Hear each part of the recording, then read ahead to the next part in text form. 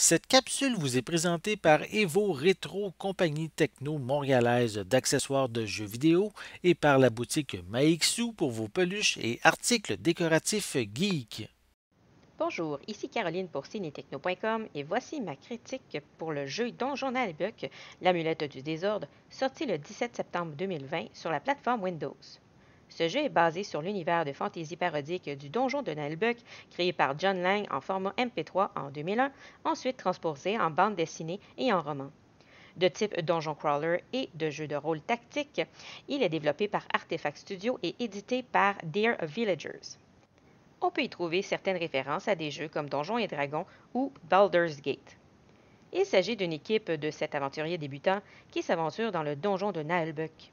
L'équipe se constitue d'un ranger narcissique, d'un nain grognon, d'une elfe qui aurait besoin d'une potion d'intelligence, d'un voleur astucieux mais incompris, d'une magicienne de premier niveau, d'un ogre très ogre et d'un barbare toujours prêt à l'assaut.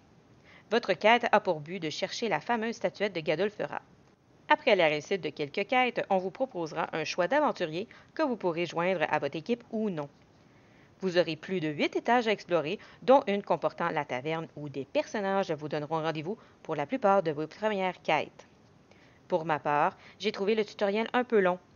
Au rez-de-chaussée du donjon, on débute par des combats remplis de détails, nous aidant à comprendre les compétences différentes de chacun des personnages, ainsi que la dynamique du tour par tour.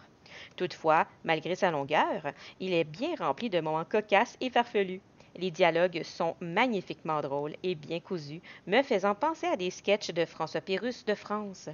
À noter que le langage est un peu cru par moments. Cette trame sonore est disponible en français, anglais ou allemand, et les sous-titres en français, anglais, allemand et chinois. On peut même changer la voix du narrateur entre celle d'un homme ou d'une femme. Les voix sont présentes tout au long du jeu, même à l'heure de l'exploration des menus. À noter que les fans des sketchs originaux de John Lang vont remarquer que les interprètes français ont été changés. Seules les voix originales du nain et du barbare sont de retour. Lorsqu'un personnage augmente de niveau, nous sommes invités à sélectionner une compétence supplémentaire dans deux catégories, active ou passive. Active étant une action, tandis que passive plutôt un bonus. Même les compétences ont des commentaires humoristiques qui valent le temps d'être lus. Personnellement, j'ai trouvé certains combats un peu trop longs. Nous devons choisir, à tour de rôle, selon la vitesse des ennemis et des personnages en jeu, un déplacement et une action. L'intelligence artificielle qui choisit les actions des ennemis a parfois de la difficulté à agir rapidement. Et lorsque nous avons une horde d'ennemis, comme une dizaine de rats de cuisine, ça devient un irritant. De plus, s'ajoutent aussi des actions de zone pour blesser les ennemis et les personnages, comme des barils explosifs ou des vapeurs nocives sortant des égouts. Malgré la longueur des combats, qui peuvent facilement durer 30 minutes, le jeu est quand même très plaisant et périlleux par moments. En plus des combats, pour avancer dans l'histoire, il y a aussi des énigmes à déchiffrer et à résoudre. Les graphiques sont vraiment très beaux et détaillés, dignes d'une bande dessinée. Les personnages y sont très bien caricaturés. Sur ce, je donne une note de 8.5 sur 10 à ce jeu puisqu'il m'a vraiment plu.